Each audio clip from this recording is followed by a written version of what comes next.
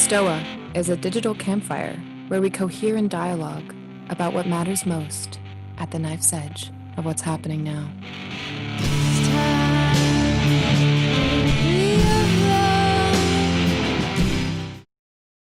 All right. So we have about 30 people RSVP'd. So usually half show. So I imagine this will be it, and more people might trickle in, which is good because this is going to be somewhat of a different session from our regular Stoa sessions. So first, welcome to the Stoa. I'm Peter Lindbergh, the steward of the Stoa. And today we have my good buddy, Tim Adalin from VoiceCraft Collective in the house, or in the Stoa, I should say. So this is a true story. So there's like, out of all the psychotechnologies that we have at the Stoa, my favorite one is just really, it doesn't belong in one of our wisdom gyms, just smoking a cigar and having whiskey. I love that. That's my favorite psychotechnology. My second favorite psychotechnology is listening to Tim speak and just kind of, riding that wave of where he takes you. So how today is going to work is Tim is going to share his thoughts on the topic at hand, and the topic is painting with words, loving transformation, or something. And that "or something" part, I don't know if that was your intention to put that in, or I just misread your email. Okay, good. I'm glad. And then that he'll talk around the 20-30 minute mark, and then the remainder time we are going to have a collective dialogue. So we'll have a moment of silence, and I'll repeat this afterwards. We'll have a moment of silence, and whoever feels called to make a statement, ask a question, whatever it may be, a question to Tim, question to the group, just unmute yourself and make your statement, ask your question. We used to do this a lot before Tim was at a lot of these sessions before Stoa and my old group. They're quite fun and they're quite alive, and it's leans on some of the collective presencing kind of tech that we do as well. So that's the second half of this. I was thinking, like, we're definitely going to record the first half. We might not record the second half, but I'll just leave the record on. But if you feel strongly about not being on the recording, just message me privately, and then I'll just pause the recording at that mark. So that being said, Tim, I'll take you in, my friend. Welcome to your. Oh, I was trying to get Tim on the Stoa since the Stoa started, so I'm so happy you're here. Yeah, thank you, Peter. It's lovely to be here. Can't believe how quickly the year's gone, how much things have grown here. And yeah, man, it's a privilege and an honor, to be honest. I thought I'd begin just obviously saying hello to everyone, and just to appreciate the attention fundamentally. I think the background idea to what I want to discuss and explore with you all today is really just how much the context matters. Now, we hear that a lot, but I mean it in the sense that in preparing for this, there's a sense in which I couldn't actually prepare what it is I truly have to say outside of being here with you all. There's a sense of meeting the moment and finding out essentially who I am here. That is deeply relevant. It has something, I think, to do with the imminence of life and really being on the pulse of who you are in relationship. So fundamentally, what I want to talk about is some of the most important things to me. So it's like, how do you begin something like that? Because these aren't things I can box up easily. These are the kinds of things that I've come to rely on in the most difficult moments of my life, and the kinds of things that, I could say to you with honesty, if I was to peel back myself, what would there be? Speak about notions like soul. Like, what is that? Not something you can box up, not something you can point at. We're doubtful it exists. And what's your epistemology? What's your ontology? These words, they are such traps at times, and we can forget what really matters, and we can forget what we really are when we are simply here and present and witnessing the unfolding of soul. in relationship. So it's in that sense that only really together here can this be what it is. And I expect actually, in many ways, what I have to say might not land, perhaps even most of the time. But the hope is that if we can participate in the process together, if we can deeply listen, then maybe there'll be something from me to you and between us that can connect perhaps some of the deepest dots that there are. So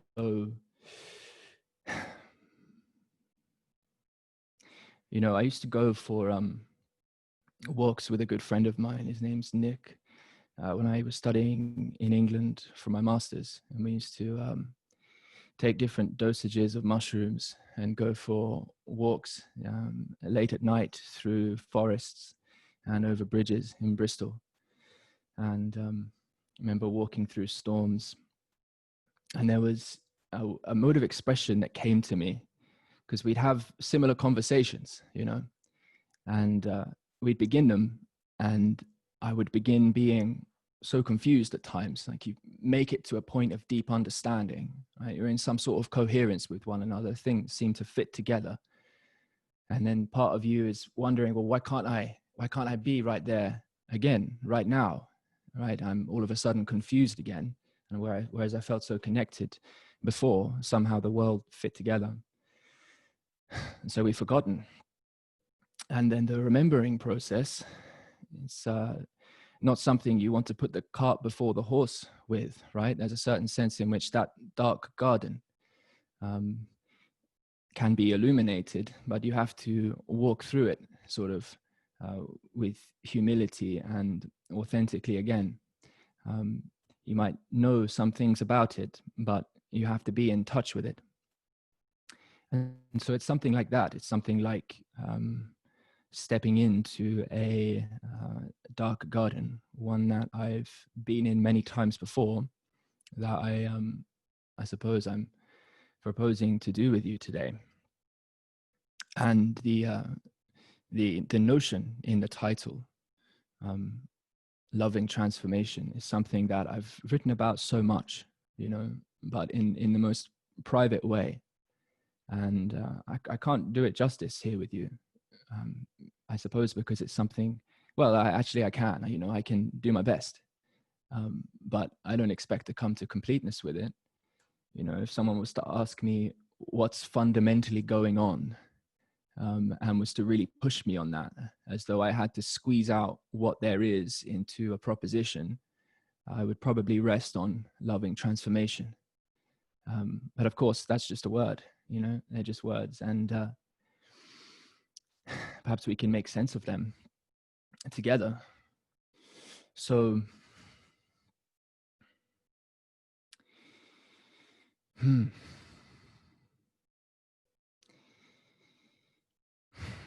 it seems fundamentally we go through movements, as I said before, of remembering and forgetting, of holding and letting go, stepping forward and being in a right relationship where the kind of ember of truth of what we have to express, like our moment of expression with someone, or activity, just as it is appropriate.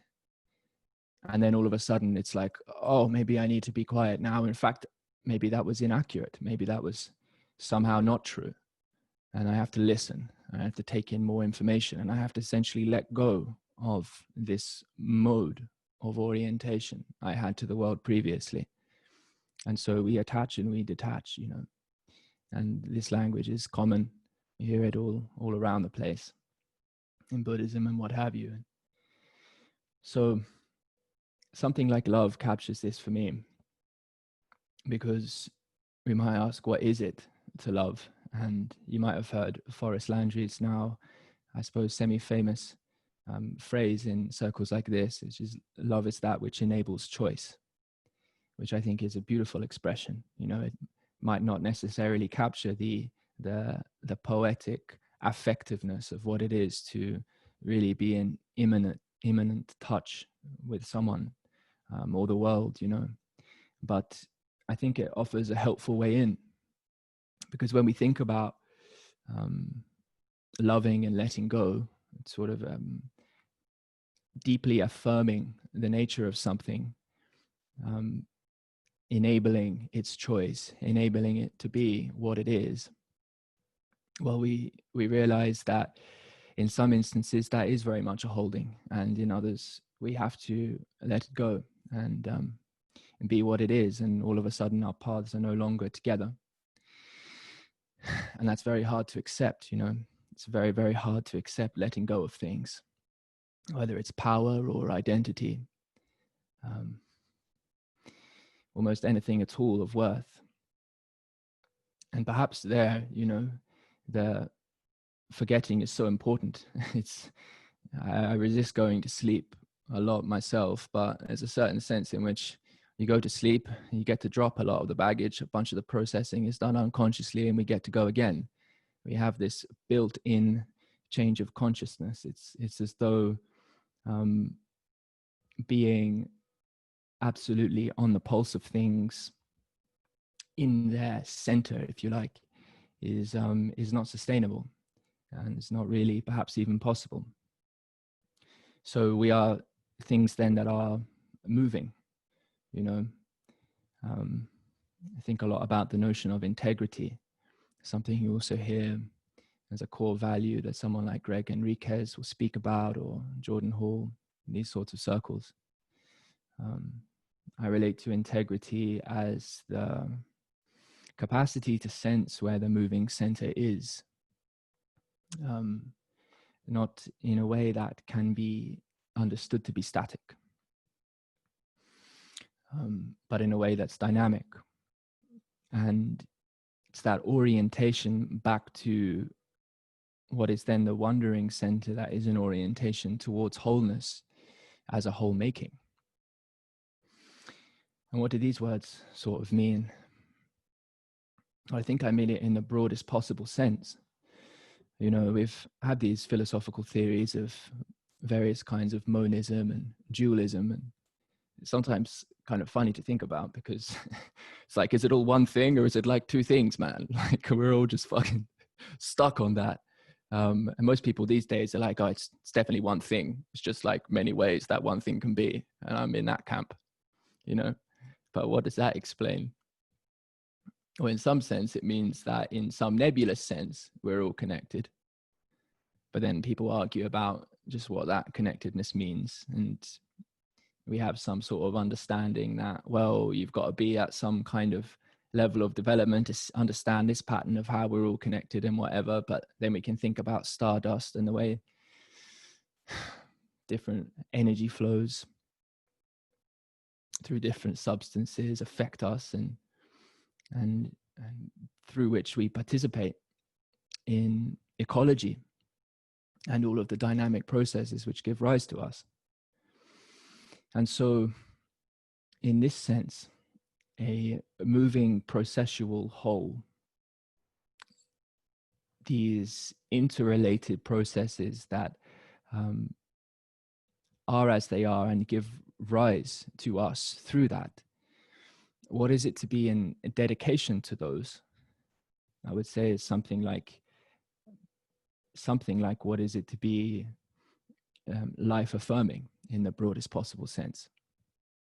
And that when we forget somehow of our connectedness to what is whole making in our proximal environment, and then more broadly, this is akin to a cutting, you know, a forgetting as a kind of cutting, and paradoxically also a sort of a holding on to, because we perhaps we forget that really to remember is to let go as well, you know, and is to accept a process of living and dying and change. And so I think about these things, and I find them manifest most helpfully, not as words, but as movement in the very heart of, you might say, chaos or void. And that's an awful lot of movement anyway, you might think, just not of any ordered kind that can be in coherent relationship to how does the sort of, but I think the matter is how the psyche kind of hangs together, and how we can, in some sense, hold hands with each other in relationship to all that swirling around us. So I don't mean to communicate by this that in some sense who we are in relation to the world should be conceived only as relative.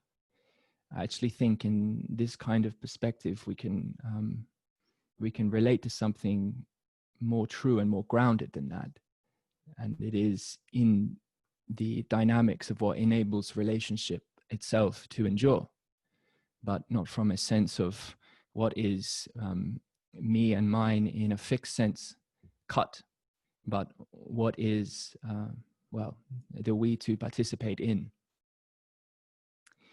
And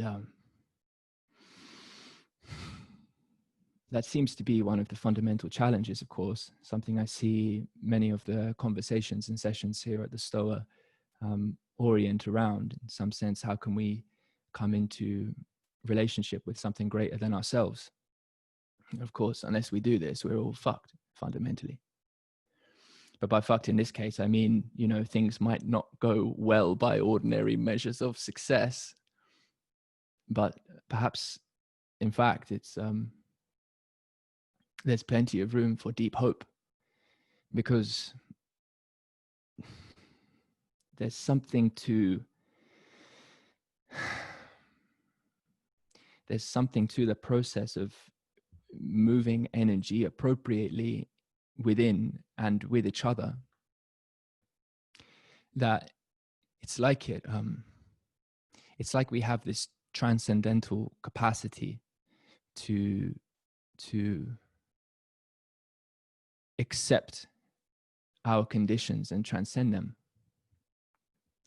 and that doing that is fundamentally meaningful.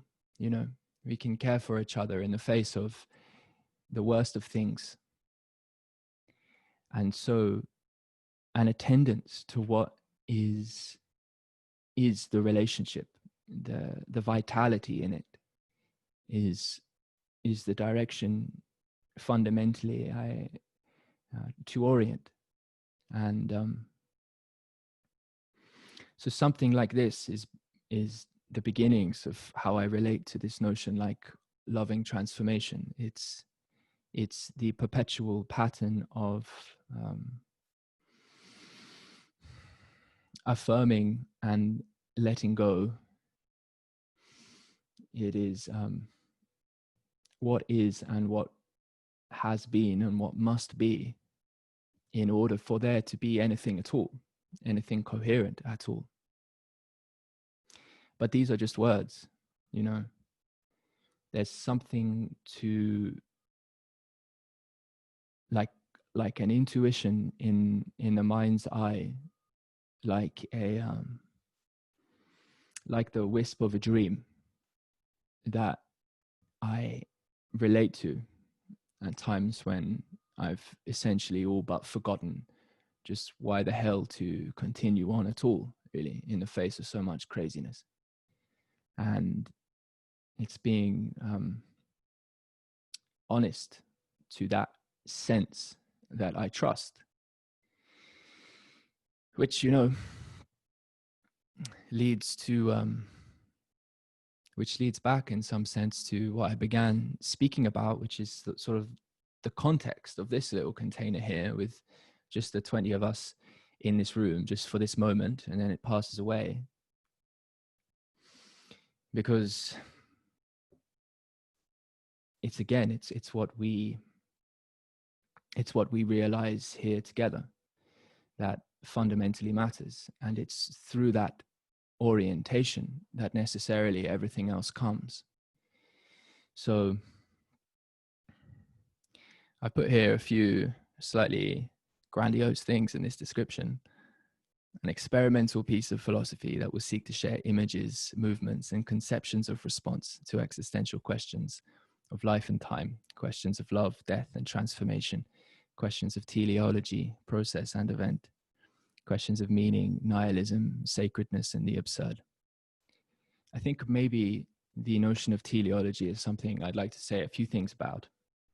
I don't know if I'll be able to. I don't know if I'll be able to fit with the various ideas that have locked into me over the years to this moment here. But this notion of teleology is something most are deeply skeptical of, at the moment. It's something that John Vervaeke, for instance, such a wonderful teacher, he's very skeptical of, that there's teleology meaning some kind of end state or purpose conceived as the arrival at an end state. There's a sense there that, that's maybe sounding too objective, like it was all made by some sort of creator, or that there's an essential essence to what it is to purpose, or fittedness even. And that's not what some think about that. But the way I relate to this is in some sense that it's deeply central to what it is to be in meaningful relationship with the world, but that it's not about some final end point that was set before us precisely, but is something to be ongoingly realized as we develop in relationship with the world and each other.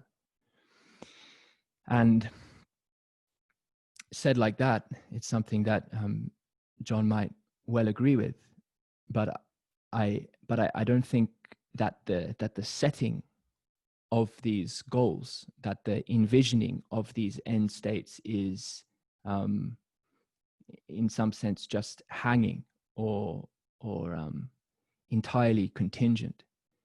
It seems that there are appropriate orientations in relationship given specific contexts that develop as a result of, we might say, shifts in culture or technology or nature, levels of complexity, fields of possibility open up which have certain kinds of niches, and only through a certain sort of ethics of interaction in this new field can life, in the only way we can relate to it, continue.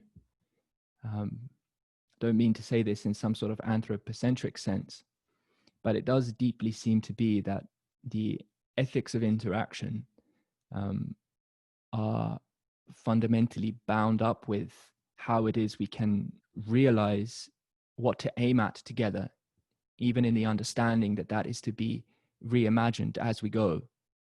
But it's nevertheless a real thing, a real relationship with potential. And so I think there's something to this notion of teleology that's not to entirely be put away just yet. And it's something like that too that I work into this notion of loving transformation. The inherent dynamic that enables life, the inherent, you can think of it as almost like a will of a kind, a vital pulse, a will to life, but one that is not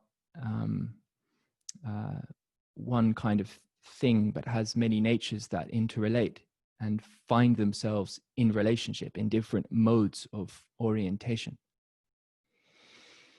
So it looks to me, as we, and I should say as well that everything I've said so far, I'm inviting a kind of participatory listening to this.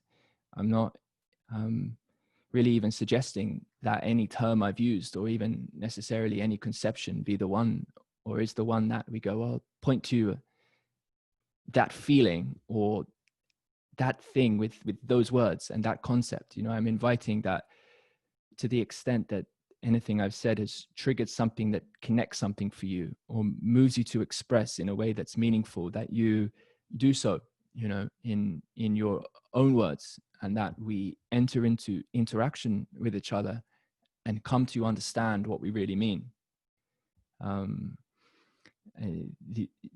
The words essentially are an invitation. This is not some kind of it's the opposite thing from a definitive philosophical talk, you know, where we're going to tie this word to this concept and that's how we're all going to relate. So in that sense, watching my girlfriend go through different processes of painting, you know, I've taken inspiration from that in just how I've tried to speak to you guys today. There are these layers of paint we put down, and each stroke, you know, each layer is something that we put energy into and we feel into, and we express all that we can in the immanence of that moment, and we can see what emerges. So that's what I'm inviting fundamentally, that whatever paint has been haphazardly thrown at the wall here, you know, I'm inviting you all to share in that, and perhaps see where we go. So thank you, you know, for being here and your attention. This would have been fundamentally different if you weren't here, and that's a beautiful thing in some sense. So cheers, Peter. Thank you, Tim. So we're going to move to the second portion of the evening, and I think I'm going to turn the record off because it makes it more, I feel, free us up a little bit. So what we're going to do, we're going to have a moment of silence. Everyone's going to be on mute, and whoever feels sort of called to say something, something that felt alive for them when they were listening to Tim talk, unmute yourself and say it. It could be a question to Tim, to a group, or just a statement. And then unmute yourself, and it's like popcorn style, the next person who wants to say something says something. So I'll stop recording right now. Let's have a moment of silence, and I invite everyone to turn on their camera. And we're here for another 30 minutes at least.